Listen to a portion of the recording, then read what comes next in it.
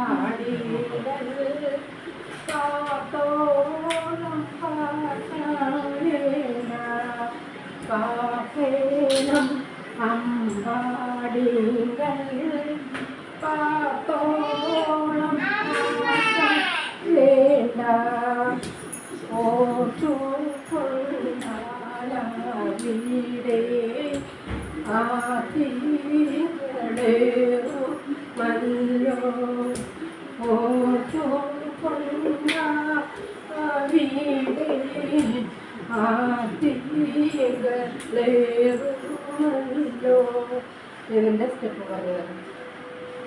1 2 3 4 5 6 7 8